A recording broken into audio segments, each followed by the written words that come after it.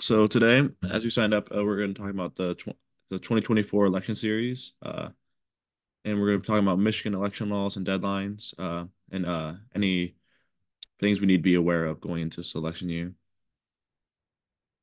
So again, this is our election series. As you can tell, this is our second webinar in the series. So first, I'll introduce myself. I'm Silas Ortiz. I use they, he pronouns. I'm a current MSW student with a policy and political focus at the University of Michigan, and I'm the education intern at NASW. Later on, we'll have Noah Smith from Capital Services, and then Aghogho Edevbie from that's the Deputy Secretary of State. So first, this is our agenda. We're going to work through fighting misinformation. We'll discuss how we'll see that, how we can see that popping up this year, and how to be aware and how to fight against it.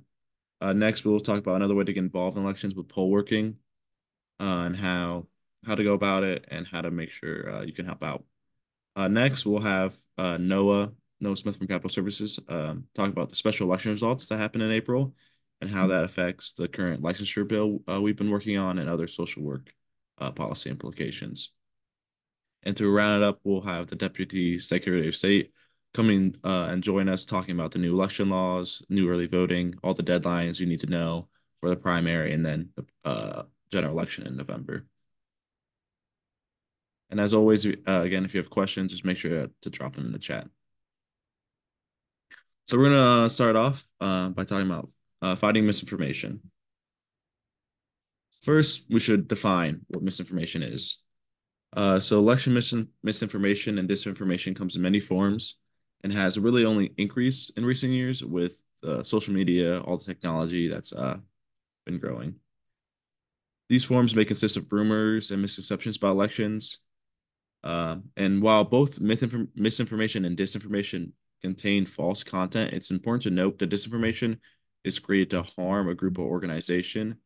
Uh, an example of this is in 2016, there was a lot of disinformation on Facebook that led to a lower voter turnout that was targeted at marginalized groups of people.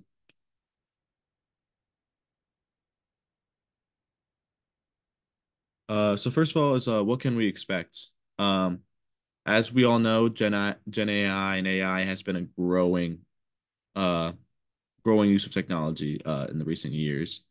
Uh, there's a lot of things that AI can do for good, but there's a lot of things that AI can be used not for good.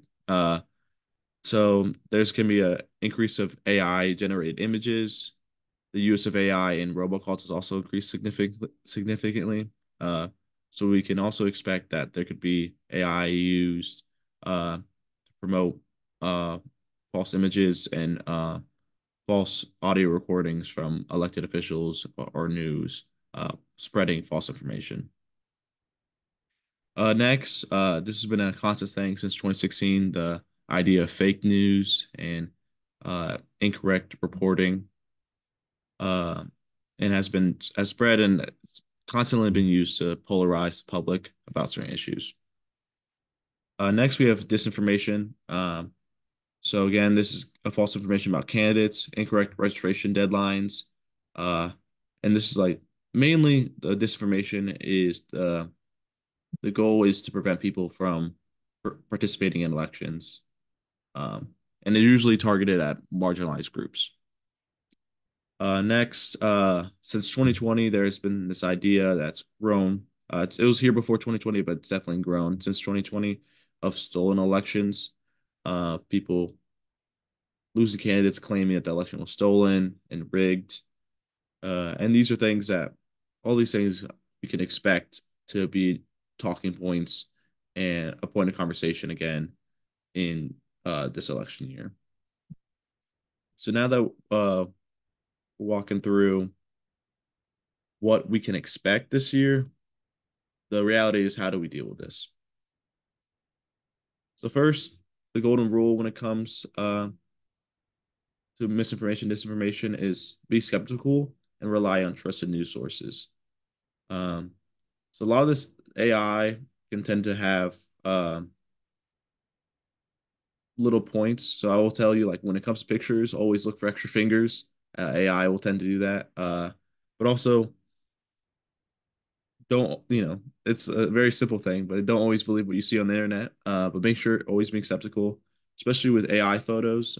Another good thing is on Google, you can do reverse image search. So if there's an image that you're unsure about if it's real or not, you can copy and you can go to reverse Google image search and see where it comes from directly. And that's a really good tool to use.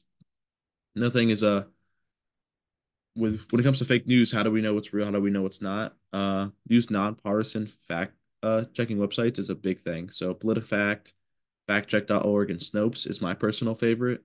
Um, but these websites and organizations are nonpartisan.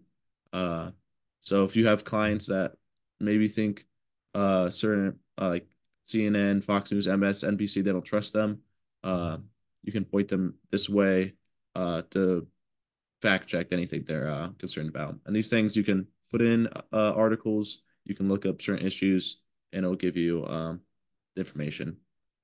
Another thing is when you see information that you know is false, it's very important to debunk. The three fact checking websites are PolitiFact, factcheck.org, and Snopes. So again, debunk but don't share. So if you see a false information, Um, so let's say you see something on Facebook giving some a wrong deadline, or a wrong polling location. Instead of sharing and like or quoting that post, you should screenshot it and then make your own post explaining how this information is false. Because with algorithms, if you share, it could boost the posts and could you could then help in spreading the misinformation or disinformation. So again, make sure you want to screenshot the post. Oh yeah, we can walk through that later. Um, and I can find the website to do that. Uh, but yeah, screenshot and debunk. Do not share. Another way is sharing correct info. So if you are active on social media, that's another way. It's like when you see, we'll have the Deputy Secretary of State coming with the deadlines and more information. So if you want to, here's what I learned from Deputy Secretary of State. These are the deadlines for registration. These are where you can find your polling location, and those are um, some big ways. Also, if you have clients, students, friends, family, making sure they know how the correct info. It can seem simple, but it's really powerful. The spread of correct information helps fight the spread of disinformation. Another way to continue to help the spread of correct information is getting involved. Uh, Here are two ways to get involved. Currently, we have our MPACE committee meets around every second Thursday of the month. They just met yesterday and they're looking for people a part of the committee. Um, so that's the way you can get involved with the political act. MPACE is the political action committee that goes over endorsements, uh, donations to political campaigns from NASW. Next is also the Legislative and Social Policy Committee, or the LSP. They meet every third Friday and via Zoom 12 to 1. That's also big. Uh, yes, MPACE is by Zoom. Currently, the next one is scheduled for the 13th of June. We can also make sure we have the information correct. The time can change depending on on the committee, but currently it's scheduled for June 13th at noon, and it's via Zoom. And you can register via our community calendar.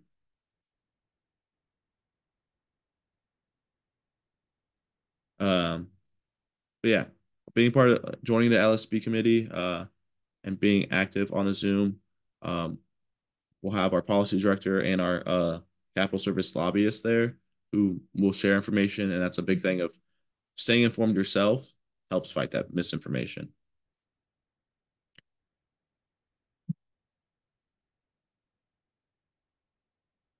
Next, we're going to do a quick little talk about poll working. Because another thing is, how do we make sure these elections run smoothly? How do we make sure elections actually run?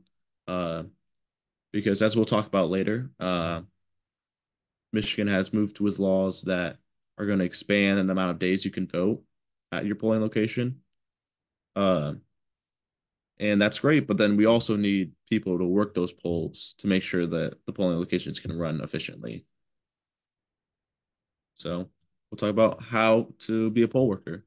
So the first thing, if you're interested in being a poll worker, is you want to complete the election inspector interest form through michigan.gov, and that is a link right there.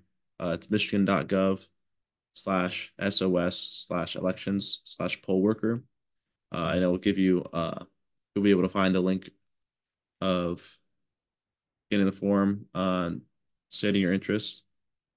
The next step is you want to promote poll working. So if you're interested in poll working, you want to grab either coworkers, colleagues, friends, and family about, hey, we're poll working. I'm planning on working the polls this November, this August. You should join me. Because the more people we have, the better. The next thing is after you use your interest form, another way to increase your chances is contacting a local clerk. So if you call, email, say, you know, greetings. I recently filled out the interest form to be a poll worker or an election inspector. Um, would love to, help out. You can do your local clerk in your township and city. Yes.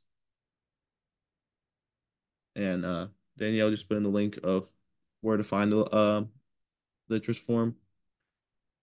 Uh, yeah, so you can contact them like, directly again. And that will just boost your chances. Make sure another contact because with 9 days, I think the government is hoping for a lot of poll workers just to fill out these slots. So to make sure that you're able to be seen, able to that they know that you really want to do it, contacting them will work.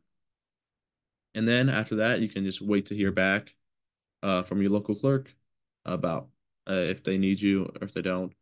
Uh, if you don't hear back, you can then contact again, or um, you can there's a chance that if we get a good if there is a good amount of applicants, there's a chance that if you don't hear back that they had enough applicants, and you can just enjoy your election days free of poll working.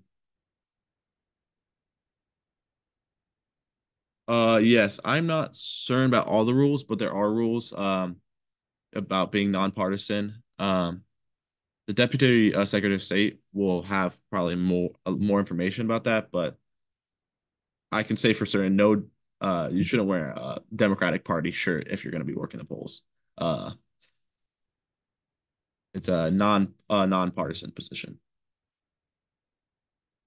Any more questions about poll working or misinformation?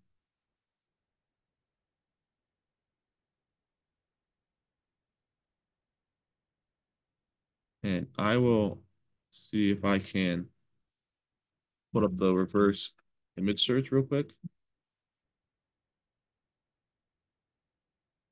for the person that had the question earlier.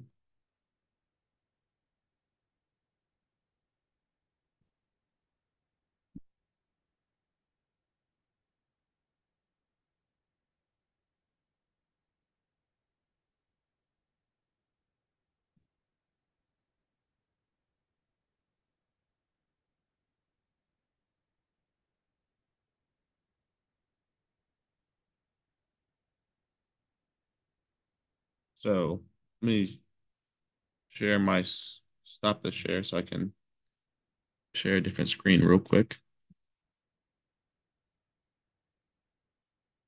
So let me restart, I guess. So if we go, so if you're on Google, so this is a regular Google, there's this image right here. It says search by image.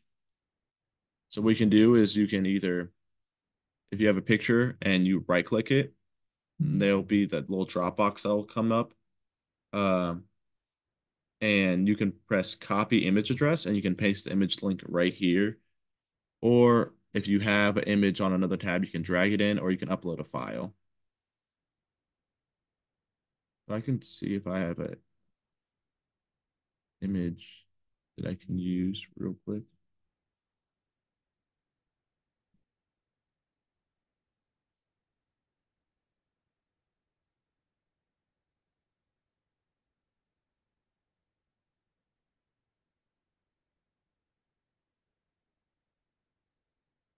So I just looked up a block M and uh, copied the image address so I can paste it here and we can search.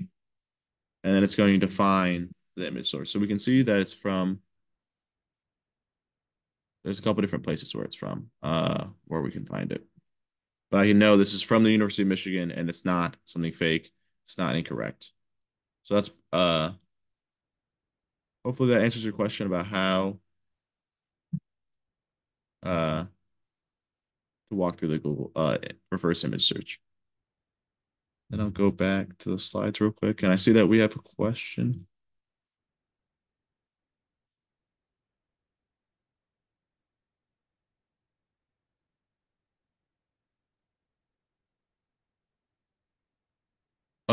Kristen, about your question, I am unsure.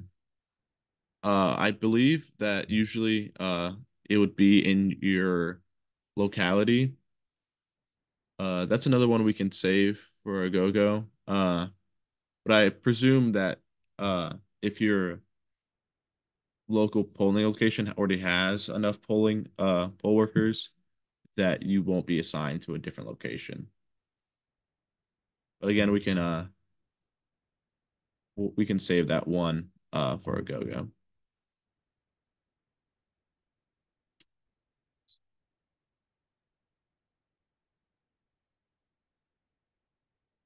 And again, I'm just gonna walk us back through um real quick. We can walk through what fact checking can look like on these websites.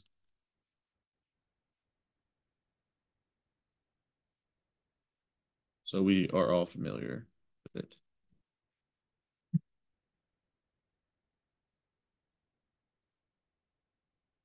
Just bear with me as I switch our screens again.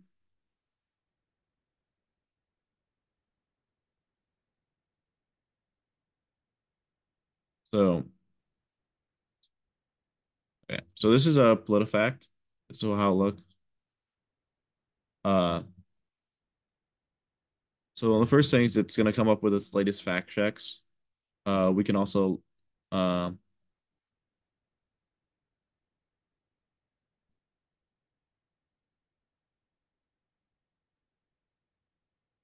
we can look at the latest fact checks and most recent promises. So first right here, it shows a post from Rick Scott, and it has our political fact truther meter. Does this one tell us this claim is false? And it also gives you can give you a detailed article about it, but it also give you a real quick fact check for here, telling us what the truth is and what was said. And it'll also give you the sources for the fact check.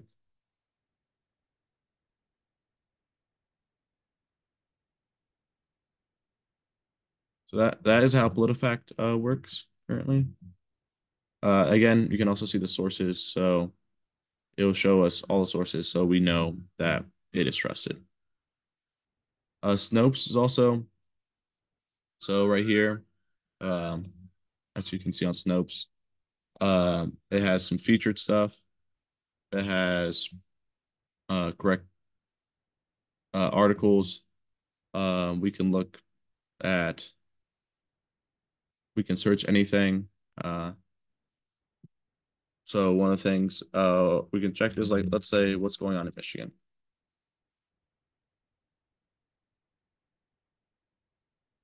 So here is a striped iceberg in Lake Michigan, and we can say, and it's going to tell us it's miscaptioned, and it's going to tell us the actual origin of a picture. that's actually from South Africa that it's claiming to be in Lake Michigan. And then it'll give us the source and examples. Yeah. Another fact check. Again, pretty can be self-explanatory, but it has articles. You can ask a question, uh, and it'll give you kind of the big ones. But all of them do have a search option, which is nice. So if any of your clients or yourself, family, friends, colleagues ever have something that they need to fact check, these are the three, what I would say, best websites to go about and doing that.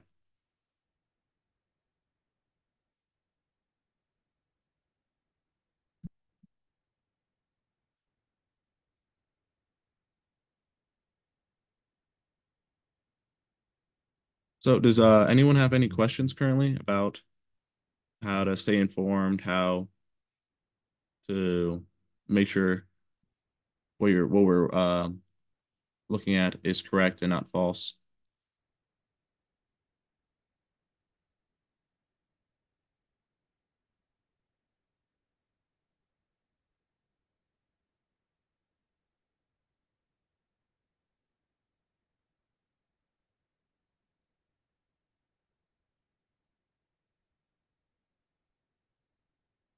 And again, Danielle put in the two links. One link for the next MPACE meeting, June 13th at 12, and you can fill out interest form. Um, and the LSP committee that's on May 17th at 12, and you can fill out another interest form for that. Um, for more information about MPACE, a typical meeting is there's currently three committee members. So you'll have the committee members there. You will have the executive director, Joanne, will be there, and currently the position's not filled, but the policy director will also be there. Um, and they'll go over the current endorsements. So currently, lately they've been revamping the endorsement questionnaire for all the candidates that want to be endorsed. They also will be going over the endorsements. Currently, it's a weird point because we're right before the primary. We're like 3 months out. Uh, and most of the endorsements will go out after the primary.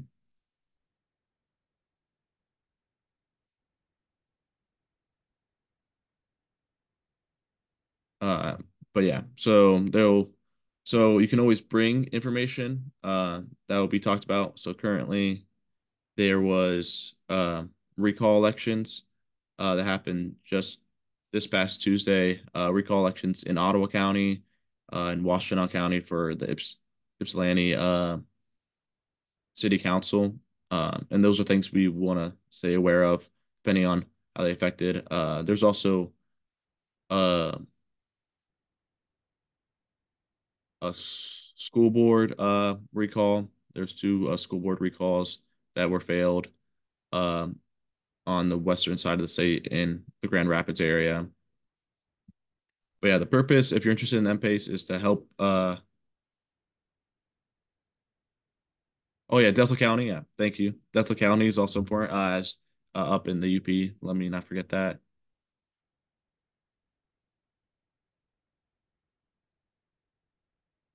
Brenda, you asked, do any of these sites list the party affiliation of every candidate? Um, do you mean the fact checking websites?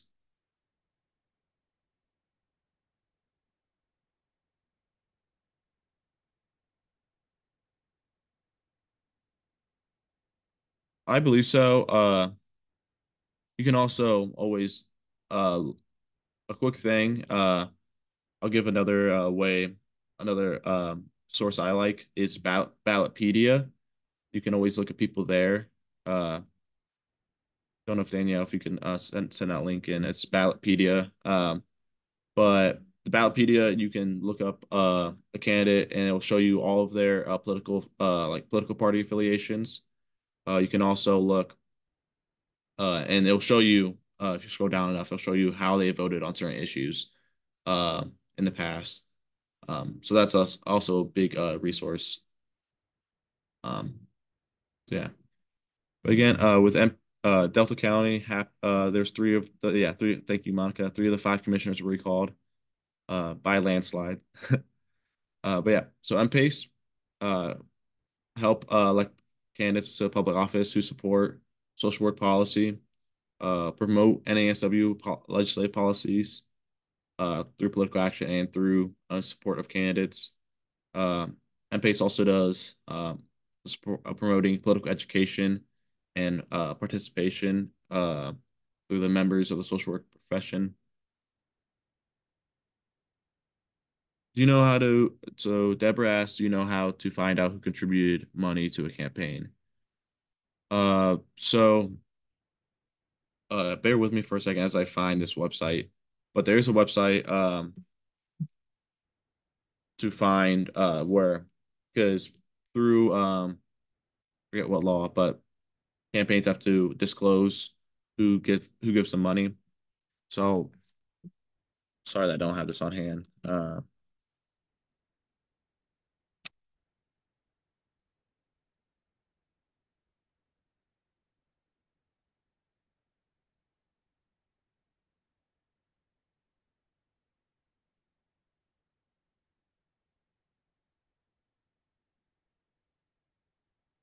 So yeah, yeah. So we can look. So the best way is the FEC. So I'll put this link in chat. Um, so FEC will have uh, that's where they have to disclose it to. I did not put it in the right chat. Uh, so I can again share my screen to walk through this. So I'll go back. So this is if you just go to the blanket FEC website, we can go to campaign finance data and then go down to candidates. And this will show us presidential candidates, Senate candidates, and House candidates, where it will show us uh, how much money they're getting and where from. And then we can ask Aghogho later also for more information about the state of Michigan, because this one will only be federal.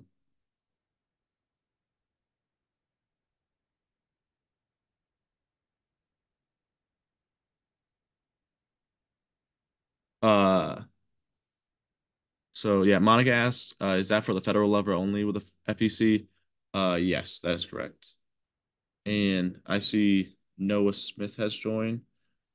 So Noah, if you want to join our conversation, we're currently talking about finance, and talking about disclosing campaign funds. So we currently walk through how we can access that data on the federal level at the FCC, but we're also talking about how we can. Don't know if you're familiar with the website or the information on the Michigan level. Me? Yes. Yeah, of course. I mean, the Secretary of State, and of course I believe we're being joined momentarily here by Aghogho Edevbie, the Deputy Secretary of State for the state of Michigan, especially focused on elections. But the Secretary of State's Elections Bureau lists all of the campaign finance, for federal candidates that are filed to run in Michigan from president on down to state and local levels. So you can follow all of that on the Secretary of State's Elections Bureau website. It's actually a fairly impressive website. You just go to oh God, what is it? Michigan.gov/elections. And that'll take you right to the sort of election center with the Michigan Secretary of State. From there, it's easy to find links to campaign finance reports. It's easy to find links to where do I vote. It's easy to find links to how do I vote. And yep, there's another one there, election/disclosure. The easier way to get there too is just michigan.gov/elections and then just follow the link trees from the election center website. But yeah, that link will take you right to those spots. There's lobby disclosure laws in there because I have to disclose, my personal, not my personal, my professional expenditures, my firm's expenditures. that we make not only from our PAC. We have a registered political action committee like any organization does, like NASW does. But we also have to report, like, food and beverage expenditures above a certain limit, gift expenditures below a certain limit, and those above a certain limit are illegal. So yeah, there's a wealth of information that you can find on the Secretary of State's website, but it all kind of centers on, and I guess timely as a topic, Secretary of State. It's also very important because uh, continuing to fighting misinformation is like having these wells of information is always important when misinformation will be constantly thrown about throughout this election year.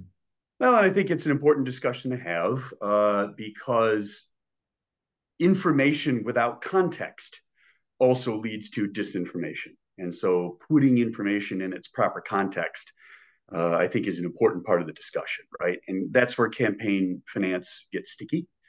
Because just because somebody threw a PAC check at somebody doesn't mean that that is a guaranteed vote. It doesn't mean that they're necessarily in somebody's pocket. And keep in mind, NASW has a PAC, and so as angry as folks in districts want to be about so and so getting money from businesses and big businesses and chambers of commerce, they too might also get money from organizations you love, like NASW or unions or whatever the case may be. So being able to put, especially campaign finance information in its proper context, I think is important discussions for folks too. Thank you very much. We're Mm-hmm. gonna go back to the presentation real quick. Now that our from Capital Service, Noah Smith. Do you want to introduce yourself a little more? So I got kind of just threw you in there. No problem. So, hi, I'm Noah Smith with Capital Services. We've been fortunate enough to, as a firm, have represented NASW since before I was a lobbyist at Capital Services. I've been a lobbyist at Capital Services for about 19 years now. In fact, it's 19 years this month. Or excuse me, 18 years. No, 19, because my oldest son will be 19 in a minute. So yeah, it'll be 18 years this month. 19 years this month that I've been with Capital Services, and we've represented NASW, like I said, for a little more than about 25 years, give or take. Our firm was founded in 1986. It was founded by a staff person from the American Federation of Teachers and a staff person from the AFL-CIO. So unions and the union movement and nonprofits have sort of been at Capital Services core from its founding.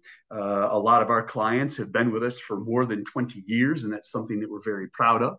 Of course, like anything, we expand and we grow, and we do what we can do to stay competitive in a growing, expanding, and very competitive environment. But that allows us to expand our voice and still stand up for the groups like NASW that we've stood for a long time, and it's been our pleasure.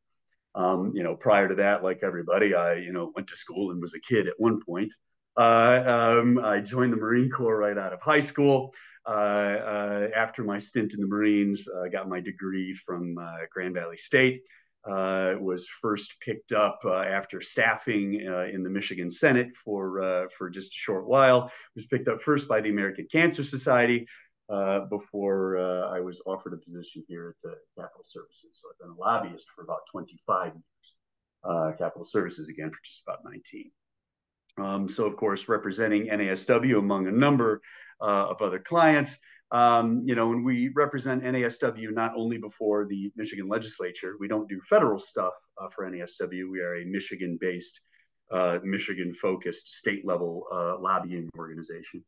But, of course, we lobby on behalf of and advise NASW on the creation of a legislative agenda and what we want to pursue and the relationships that we pursue both in the Capitol and in the executive branch. But we also engage with NASW at your PAC level through NPACE and have discussions with NASW about building your PAC and where it makes sense to direct campaign finance funds. And help NASW navigate an increasingly wild political environment. I think what Danielle Silas wanted me to do to kick things off before you guys move it over to Deputy Secretary Edevbie was just give kind of a little bit about elections and election Yeah. results and If you things could, along those yeah. lines. Yep.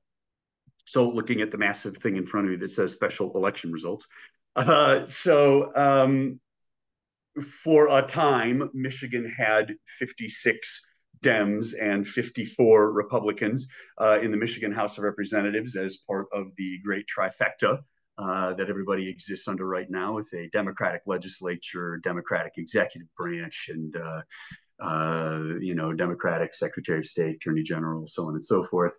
But also, House and Senate. The Senate is not up for election this year. They have 4-year terms, so they're only halfway through.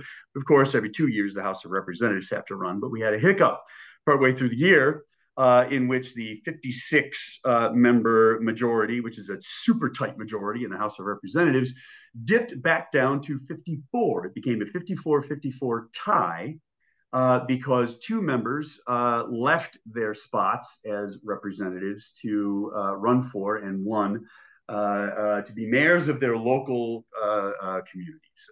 Kevin Coleman and Lori Stone. Lori Stone in Warren and Kevin Coleman in Wayne. That left a 54-54 tie in the House of Representatives. That made things interesting for a little while. The rules of the House of Representatives sort of determine that when that happens midstream, who was the speaker before that happened maintains the speakership. There's no demand on shared power. Shared power happens when an election, a general election, yields a tie. And that happened, frankly, when I was a kid. There was a 54-54 tie in the House of Representatives, and they shared power. And there's this wild moment where speaker shifts every other month, chairmanship shift every other month. And while it was unwieldy, some folks thought that it was an interesting moment in getting things done in the legislature. But I think current politics, and that's in part what hopefully Deputy Secretary Edevbie is going to talk a little bit about today, is information and misinformation, kind of the political environment that's created for people in the modern era, has us in a stickier position. So it was a 54-54 tie, and things were sort of difficult to move in the House of Representatives starting in January, because you had to make sure that all 54 Dems were there, and if they weren't there, you couldn't really take votes in a day. It was hard to get things out of committee because you couldn't necessarily vote for them on the floor. So it slowed things down to a large measure, at least in the House of Representatives, while the Senate was sort of full steam ahead because, again, they didn't necessarily have to worry about all of this, but it still allowed some priorities, especially for aligned organizations like NASW, philosophically, to at least get some things done without the legislature being able to. There weren't special elections in these couple of districts until, of course, April 16th. But in those elections, those were considered 2 relatively safe Democratic seats. With Democratic base numbers hovering in the 53 to 55% zone, which makes them fairly safe Democratic seats, sort of largely difficult for Republicans to take those seats. And so, unsurprisingly, the April 16th elections yield Dems to fill those 2 seats again. So Democrats are now back at a 56-54 majority, as My Song and Peter Herzberg have been, elections are certified. They've been sworn in and are now fully seated in their districts, the 13th and the 25th districts, respectively. So that's over with. What we can see here, and thanks for this little piece, My Song performed at 65%, which is astonishing. It seems to be around 10% over what I recall her base numbers were. Herzberg, the same thing. I think Herzberg was in the ballpark of 53, 54%, came in at 59, almost 60%. I want to read into politically, especially in a special election, in April, especially in a special election in April with an election year and on the heels of an election back in November and staring at a presidential election. Voter turnouts tend to be fairly abysmal, and sometimes they tend to favor Republicans. And so, weird statistics on who shows up day of elections, and people who vote day of versus people who vote prior to, and it really speaks, I think, volumes towards recent Democratic efforts to take advantage of early voting, to take advantage of write or not write-in, excuse me, to take advantage of absentee voting as a way to kind of make it easier for folks to vote, which we should be doing in the 21st century of elections. So again, I kind of want to read into those results a little bit, because what is normally abysmal performance from any candidate in a special election, just because voter turnout sucks in special elections, because they're kind of in off moments, and this is an April one, at least, if they would have attached themselves to a May special, you would have had like school board elections and something else relevant. These were literally like standalone elections. That they performed so far above their bases that, I sort of want to read that as, oh, there's still a lot of voter recognition and voter excitement to really turn out in support of the current majorities. Could be wrong. I could be reading things the wrong way. It's way too early to figure out what that stuff's going to look like. The effect that especially current events in Israel and Palestine are having on voter sentiment. It could be a crapshoot about what November could look like. But at any rate, my song and Peter Herzberg are seated, and they're already casting votes. And as a good lobbyist for NASW, already met him, already talked to him, already talked about priorities. So off to the races and off and running. So again, the Dems now kind of being able to move full speed ahead, and the timing couldn't be more perfect because this is budget season. We're knee deep in moving forward on budgets. In fact, the House and Senate have traded each other their first chamber budgets. The House just kicked all of their budgets off the floor Wednesday and Thursday of this week. And the Senate just yesterday kicked all of their budgets over to the House. And so what's going to happen is procedurally, the House and Senate are going to receive those budgets. They're going to amend those budgets so that they are zero. They're going to strip out all the language. They're going to make all the line items zero. What that does is it creates a point of difference in the budgets between each chamber.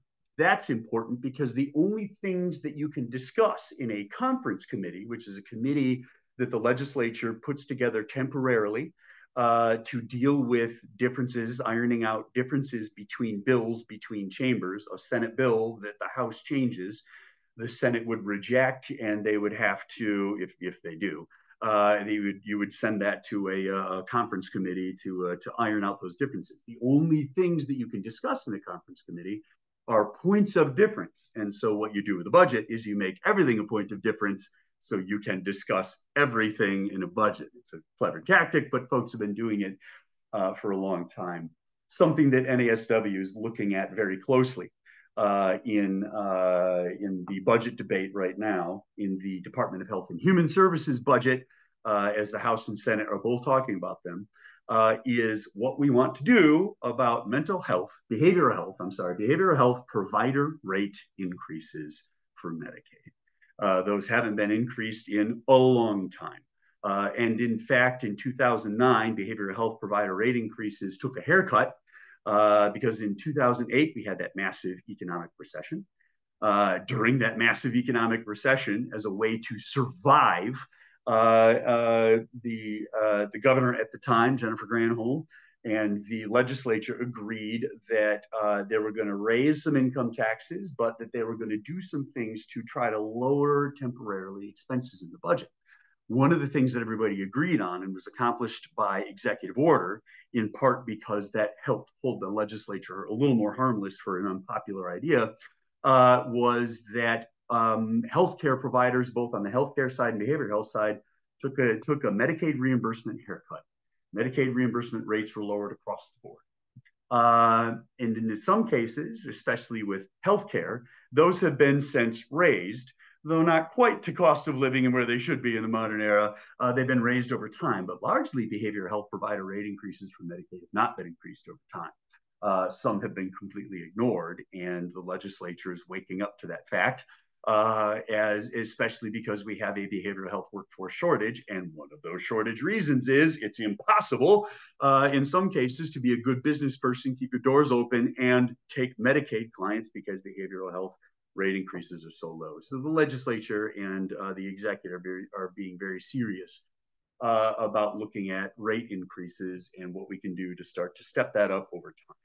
This is, however, a slightly limited budget year. We don't have budget cuts that folks are facing because the economy in Michigan, despite misinformation and narratives that you may hear politically, Michigan's economy is going very well. Lots of people are at work. Our unemployment rate is below the national average. The job prospects, the number of jobs that are open out there, I mean, we're at shortages. We have more work than we have workers. The challenge here is getting workers. The economy is actually going fairly well. What's missing is the past few years of billions of dollars of federal aid coming into Michigan that we've been able to spend on creative projects. And we can't do that anymore. We have to try to support some of those things that we were doing in the past handful of years now completely on general funds, what the state just raises itself, and trying to find ways to make those sustainable. So the other thing the legislature is considering are some discussions around revenue enhancements. Is it time for tax increases in some way, shape, or form? What do we do to pull in more revenues to the state of Michigan? So that's just sort of painting a picture about what's going on broadly in Lansing, why it was massively important to have the election turn out the way that it did, because if it didn't, let's say it split 55-55, well, then we would be in a shared power situation, and it would be much more difficult to have a lot of these discussions that would happen. But then to kind of finally put things in context, because I got like 2 minutes left in the 20 minutes that I was generously given to battle with people, is that this is a big election year. We have, it's not the biggest, because like I said, the Michigan Senate, Secretary of State, Attorney General, they're not up for election this year. You've got a couple of Supreme Court seats, Michigan Supreme Court seats that are open right now. Got a couple of challenges to those going on. And as folks have been awakened to over the past few years, Supreme Courts, both at the federal level and at the state level, actually have a fair measure of control over what is legal and what is not legal. And Supreme Courts, people have been finding out, are astonishingly important, especially as we discuss things like access to abortion care and protecting the LGBTQIA community. We're finding Supreme Courts being incredibly important in some fairly core issues that we're discussing socially and politically. So we have a couple of Supreme Court seats that could either maintain a good balance that is on the court right now, or shifting balance to a more conservative court. So folks are going to need to look at that. And then, of course, we have the entire 110 member Michigan House of Representatives up for election. And again, with a 56-54 majority, Dems have a fingernail grip on majority. They would, of course, love to be able to expand their majority, but that could be tough depending on what things are going to, look like nationally. Because, of course, the big topic is that we've got, probably a presidential election coming up this fall, and that always has a massive bearing on what votes look like down ticket. And as we've seen, both in the 2016 elections, again in 2020 elections, and now we're going to here we are facing it again, buckets and buckets of misinformation, disinformation, voter intimidation, voter discouragement, voter disenfranchisement, especially in some states that try to pass measures that disenfranchise and restrict voting. And so I'm pleased that we'll be able to have a discussion today from Michigan Secretary of State's office. They're going to be able to talk about a lot of that. They're going to be able to talk a lot about what is out there to help voters vote this time around. How do you vote early? How do you find out that information? How does that help voters be able to get to the polls? How do we, how can you vote absentee? What have we done and been able to do recently, both with ballot initiatives back last election cycle and with Dems last year, even though we're still in the same session, with increasing access for voters and making voting both protected but easier and more convenient for voters in the 21st century, which is a good thing, and how to think about disinformation in voting, misinformation in voting, how to fight that, and the role that social workers can play both for yourselves, for your clientele, and for your community, because voting and advocacy is a core ethic and core principle for social workers. Thanks, folks, for your time today, and I look forward to the Deputy Director's presentation. No, before you hop out real quick, just one last question. Because I think we'd be remiss if we don't mention it. Um, these special elections, with our big like policy that we've been pushing with licensure, does it have any implications on that bill moving out of the House? Uh, That bill is not partisan. So that isn't what mattered, or isn't what matters. Licensure issue isn't necessarily partisan, though Republicans generally philosophically don't like things to be licensed. Largely, folks recognize the benefit to healthcare licenses, behavioral health licenses.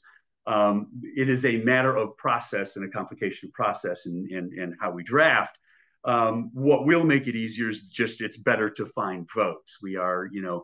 Leader Hall is doing a good job as the minority leader of making votes very difficult and trying to leverage votes that he wants on things that the majority wants. So I will say that it has been more complicated, but all votes have been more complicated until now that we've had the special election 56-50. thank you. As we,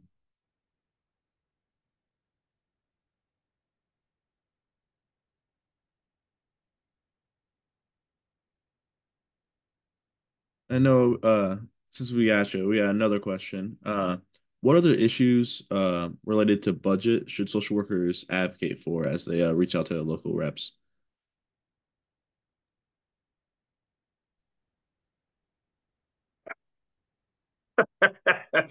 That's a massive conversation.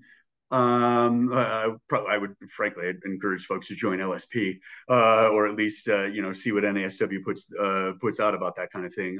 Because look, um, some of that is going to change over the next few weeks as the legislature drills down into what their budget priorities, what they want to balance versus what the governor wants to balance. I still think that there is money in this budget proposed both by this governor and the legislature on creative ways to continue to fill out and encourage folks to get into the behavioral health profession. So, in addition to Medicaid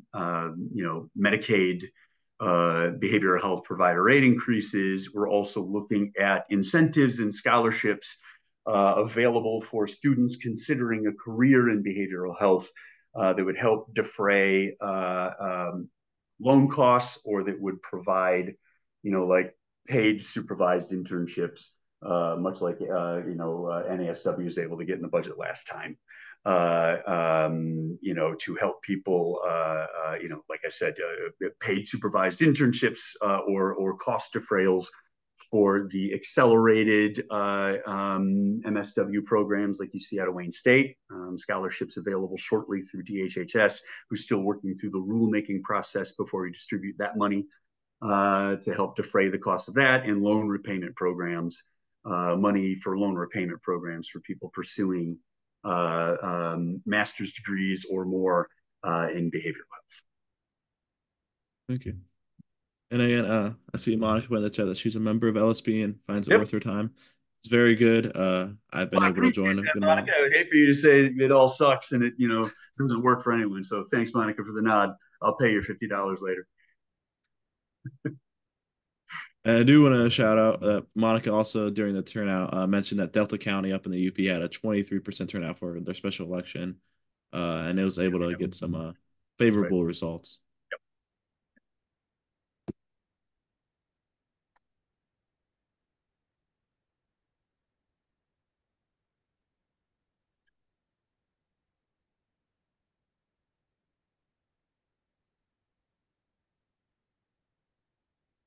See, as we wait for Aghogho to join.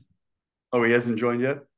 Yeah, we have a couple more minutes, I think, before he joins. But again, Danielle put the info May 17th, next Friday at 12 is LSP. Uh, as we see, with only the 10 minutes, 10 20 minutes that we had with Noah, you'll make sure you get all the info you need for the hour meeting we have uh, on during of LSP. Um,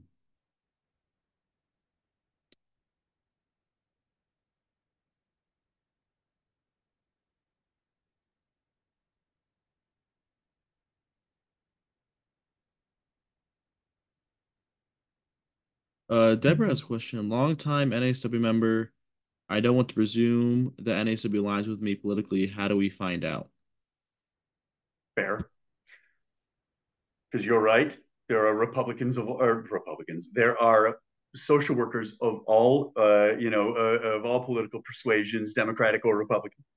And so the NASW's MPACE, I never remember what the heck MPACE means because I've only ever referred to it as MPACE.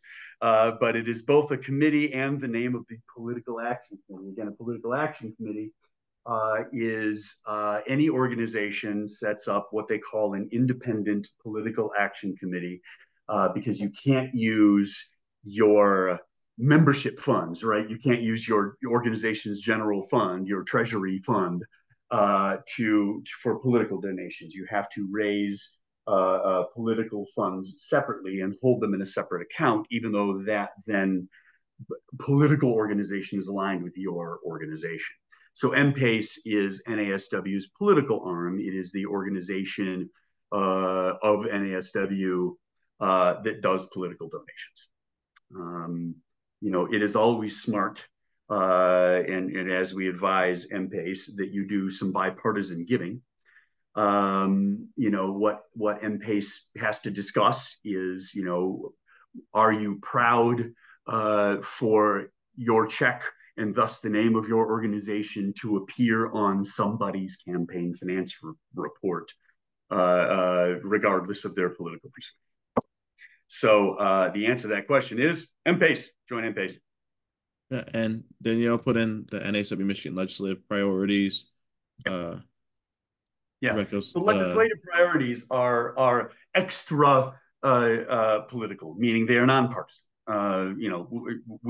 NASW tends to garner bipartisan support as we've moved things through the legislature. When the legislature was Republican controlled, we were passing and defeating bills that we didn't like, and passing bills we did. And now under Democratic control, same thing. We try very hard to be a bipartisan facing organization. We try very hard to have bipartisan appeal because the things that affect social workers and your clientele don't know political. and it's also, yeah, joining MPACE, you can help affect what MPACE decides. Uh, you are the membership, so like NASW is reflective of the membership, so that's important to note. Again, there's some links of our legislative wins so far, and you can also then you'll put a link to track the legislative work that we've been doing. Yep, I just want to reiterate that a political action committee, though it is affiliated with and created by any given organization, it is an independent subset of money from an organization. You are not allowed to take the funds that run. So NASW is not allowed to take, the funds that run NASW, which is your membership funds, grant funds, the things that that come from the membership dues that people pay and the other things that Dwayne pulls in to run the organization. None of that money can be used in political campaigns. And so you have to reach out to broader membership to be able to then separately have them write independent checks or contribute independently to this separately funded thing. It can't come out of your, it could come out of your dues funds, but you have to then sign a document to do so. You got to create a whole process to have that and that's not a thing that NASW engages in. What I mean is that there's not a thing where Dwayne is going to take NASW's general treasury funds that he pulls in to run the organization and move that over to a political action committee. There's a separation between your organization and your political organization, and that is necessary. That is how the feds require it, and that's how Michigan law requires it. And so the political face of NASW Michigan is a bipartisan face. MPACE as a separate organization does give in a bipartisan fashion, but then is able to have independent and political conversations about politically how NASW would present itself as a political organization. But again, so I just don't want folks to think that, when you give your membership dues to NASW, that that's being used to do things in a political fashion. It is not. It's a separate, independent organization.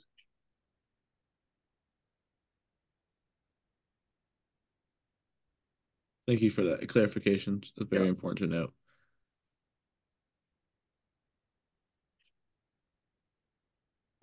Do you know when you have the deputy director starting up? Should supposed to join at 11:30. Okay. I can send someone I have over there a quick text, just make sure they know. One moment.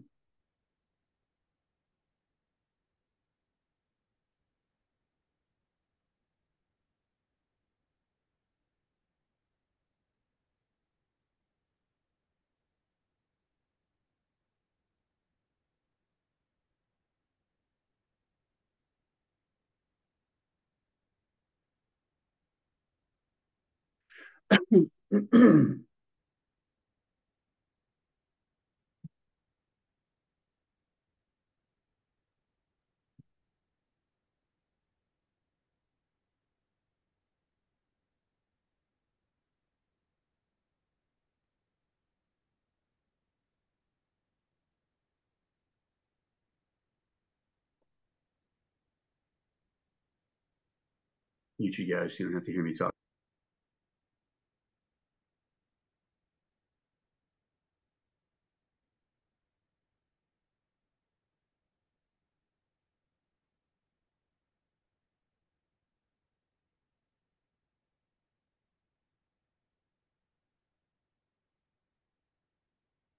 While we wait for the Deputy Secretary of State to join, just wanted to mention again the reason behind this webinar and the reason that we're having these conversations is because of the Code of Ethics. As we are called to be politically active, uh, some may see that as being politically active as being like partisan or like running for office, donating for a campaign, but politics is more than that. Being politically active also means helping elections run. So poll working, making sure people are informed, as we talked about earlier in this webinar, being informed about the deadlines, helping people register to vote, um, helping uh, fight misinformation, disinformation about elections, um, and going into our next webinar in July. As I see the Deputy Secretary of State has joined. Um, we'll be able to talk more about voter registration on in July. Uh, Good morning, Aghogho. We are happy to have you here. Yes, it's my pleasure, and I'm sorry for my slight delay. We were just finishing up a senior staff call, and I lost a little track of time. But it's good to be with everyone today. Yeah, definitely can understand government can be very busy at times. So yeah, we've been on this webinar mainly talking about so the first part we want to talk about is we know that there's some new election laws and new deadlines for registration. So we want to just make sure we're well prepared and we are informed about all the new things going on. Yes, absolutely. And I do want to say I'm not sure how things are being organized for this discussion, but totally willing to answer questions as they come up and make this a little interactive. But I can give some background to all of the changes that we're making in our election law and what we're trying to implement this year and give some context to it. So as some of you may know, before I was Deputy Secretary of State, I was the Michigan State Director of an election advocacy organization called All Voting is Local. And we worked with a number of different advocacy groups across the state to put Proposal 2 on the ballot in 2022, which ultimately passed into law. And Prop 2 has four essential components. Early voting. Early voting consists of at least 9 days of early voting in every community around the state. And so that allows voters to come in during that period, request a ballot, fill it out, and put it into a tabulator all in one transaction. We really felt, to give some context to that, 4 years ago during the pandemic, 60% of Michigan voters voted absentee. But there was 40% of the electorate who decided, despite the pandemic, that they wanted to come in on one day to vote. And so that just made it clear to us that there needed to be more options for those who want to come in person. A lot of people, while they trust the absentee ballot process, they want to see their ballot actually go in to a tabulator. Some of them want to put on that I voted sticker and show everybody around town that they voted. So there are a lot of different reasons for people who want to vote in person, and we wanted to make sure that they had the option to vote before election day, and it was not just limited to absentee voters. So that's the biggest change. And of course, we had the first statewide election that utilized early voting back in February, and 78,000 voters utilized it, and we're going to be continuing to work to implement it throughout the year with various tools to keep things safe and secure and allow voters to take that option if they so choose. And the other big part of it is prepaid postage. Prepaid postage on absentee ballot return envelopes and absentee ballot application return envelopes. And this is all funded by the state constitutionally. We really believe strongly that if no voter should have to pay anything if they so choose in order to have their vote cast. So the prepaid postage is an extension of that commitment from the state to ensure that voters can cast a ballot without cost. Drop boxes. There's now a requirement constitutionally that there be at least one drop box in every community in the state. And then additionally, if your community has more than 15,000 voters, that you have an additional drop box for every 15,000 voters that you have in your community, and that those drop boxes be equally spread around the community. And then finally, ballot tracking. So ballot tracking is really critical if you're sending in an absentee ballot, you're returning an absentee ballot, knowing where it is, and if there is potentially an issue. Sometimes people's signatures change. Naturally, over time, you may have had an accident, you may be growing older, you may have just, had a bad day and were just filling out your ballot really quickly. For whatever the reason, we want to make sure that people have that information to know that they can contact their clerk. And of course, if someone it's a safety measure to ensure the security of the ballot, so that if there is a discrepancy with the signature, you know about it. You can tell your clerk, no, I didn't request this ballot, and we can get to the bottom of it. We're really proud to have worked with the legislature on the implementation on all of these issues, including getting $30 million of appropriations from last fiscal year, and we'll be hopefully getting another 10 million this fiscal year. So those are kind of the main voting laws that have come into place. In terms of voter registration, of course, going back to the 1970s, you are able to register to vote in our Secretary of State branches, all 131 across the state. You can also go online and register at michigan.gov/vote. And of course, you can go to your local clerk at the city and township level and register to vote as well. Now, there are a couple of deadlines with that are, it's good to know. So you can register to vote online and at the Secretary of State's branch and with your clerk office through 15 days before Election Day. Then within that last 14 days, you have to do it in person at your local clerk's office. And additionally, on Election Day, you can register to vote with your local clerk at their office through 8 p.m. at the close of polls. And you can find your local clerk at michigan.gov/vote. So those are the first two topics. And I wonder if anyone has any questions. I think I saw something in the chat from Monica. Yeah. So Monica's asking, are tabulators used throughout the state, or is that a county decision?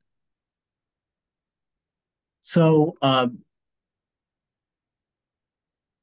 yes, tabulators are required throughout the state, but it's not all one vendor. So most counties in the state do use Dominion, but some counties use ES&S, which is another vendor, and then other counties use HART.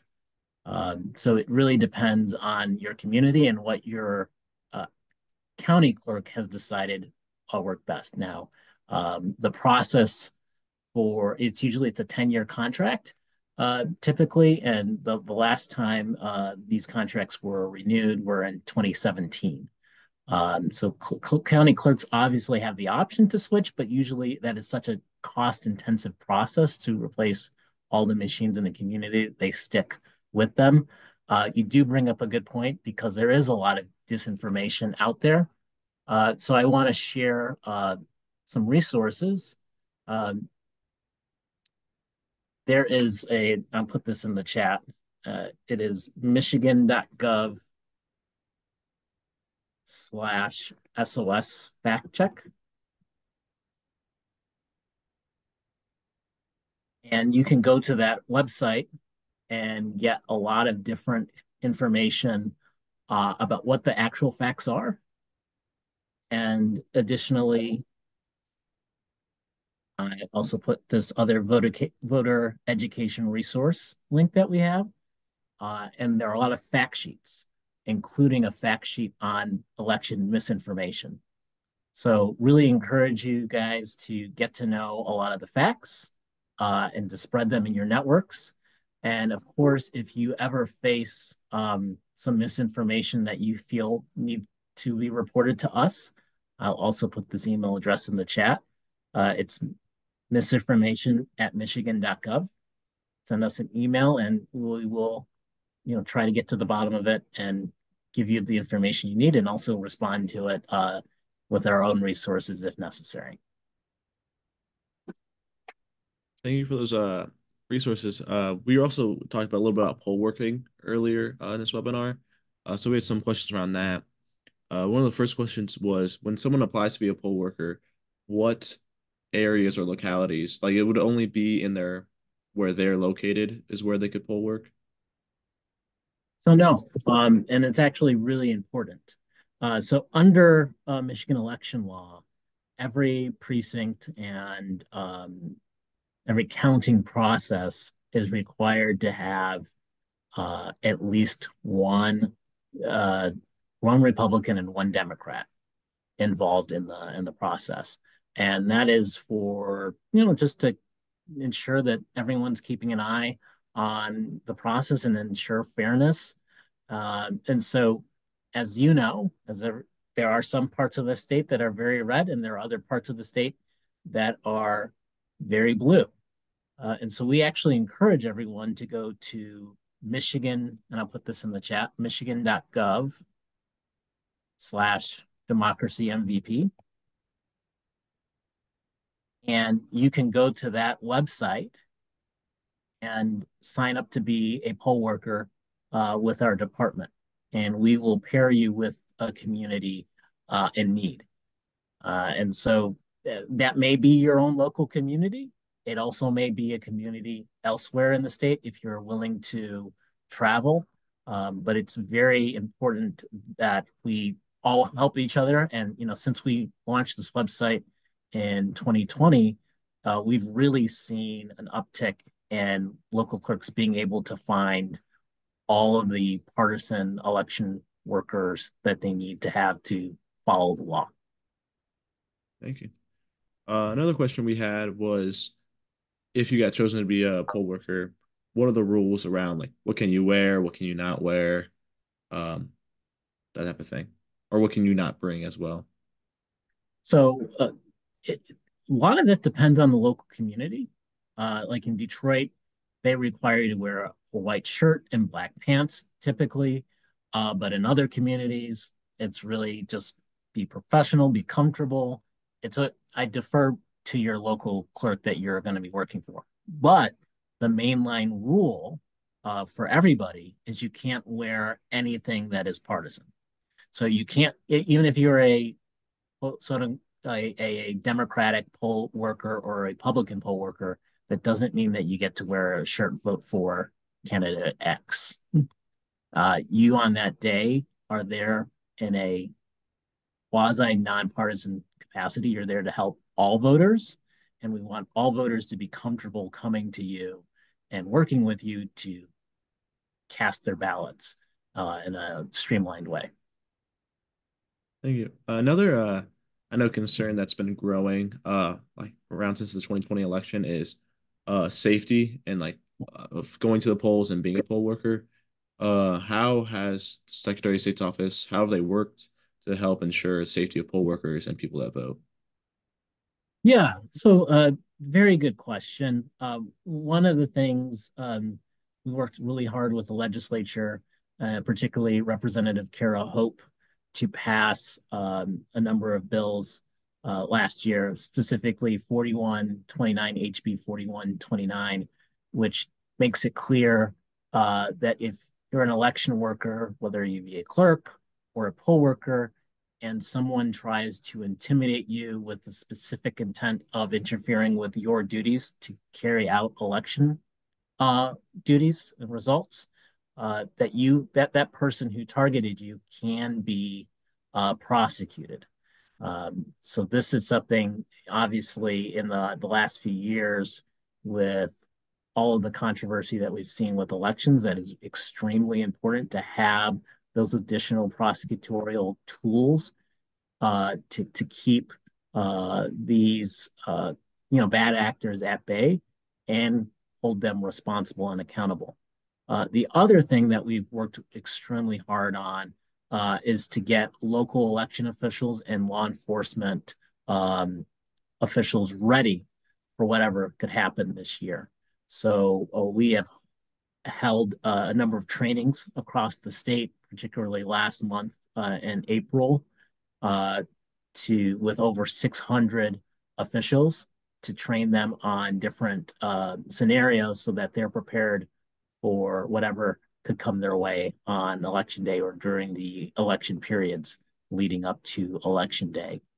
We've also worked really hard to secure funds from the federal government to allow local clerks to reinforce their security apparatuses to ensure that they can focus on doing their work and voters feel safe casting their ballots.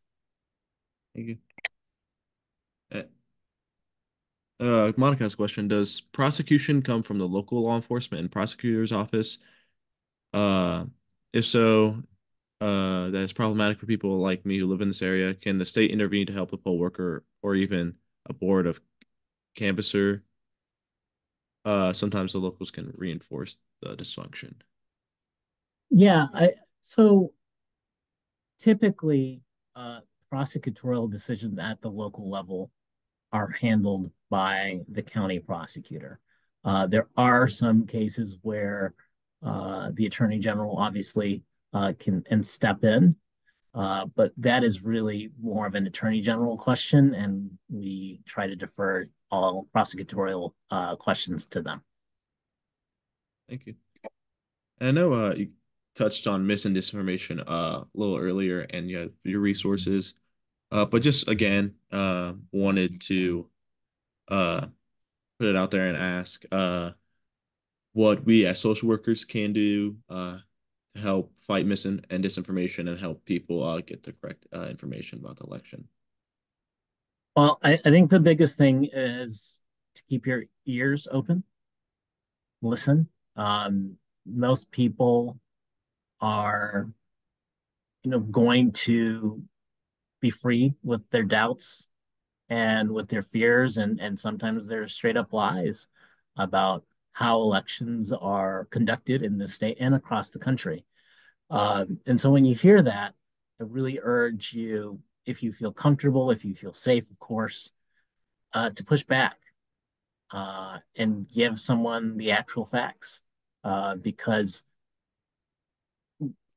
the secretary and I can only be in so many different places across this big, great state of ours at once to give out the facts. Your local clerk can only be in so many different places, and let's be honest, along with that, there are some people who are not going to listen to me because I work for a Democratic administration.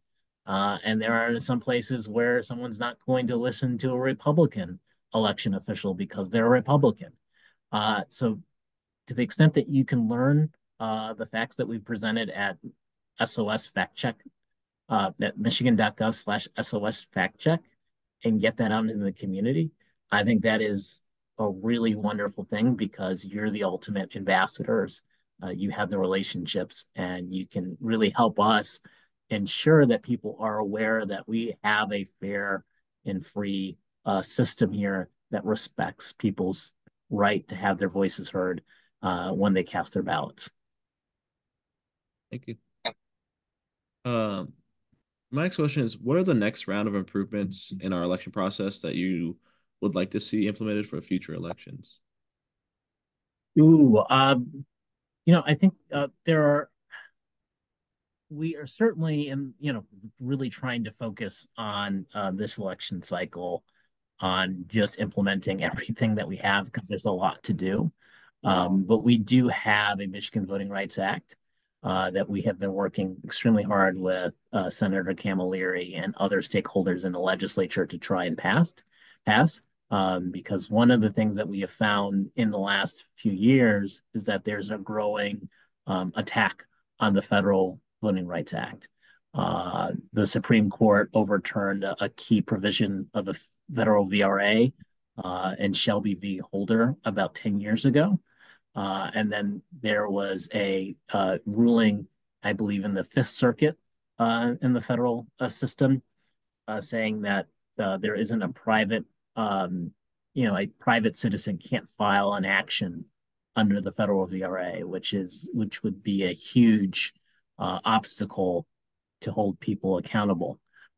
So we feel pretty strongly that there needs to be a state level, a Michigan Voting Rights Act that codifies the existing federal VRA, but also expands some protections for Michigan specific issues. And one of them that we're focused on is language access. We have a pretty multicultural state, and not every citizen, even if they speak English and maybe they can converse in English, are not necessarily the best at reading English. And so we want to ensure that those citizens have access to a ballot in the language that they feel most comfortable with. We want to ensure that if there is an issue with how an election is administered in your local area, if it's done in a way that is discriminatory, that you have a path to challenge those practices and ultimately giving every citizen the power to enforce fair laws and fair processes in their own communities. So that's probably the biggest thing. Thank you. We are nearing the end of the webinar, so I just want to give space for if anyone else has any other questions or if there's any uh, big closing information. Okay, we do have a question. What are other accessibility concerns that people can contact the Secretary of State for?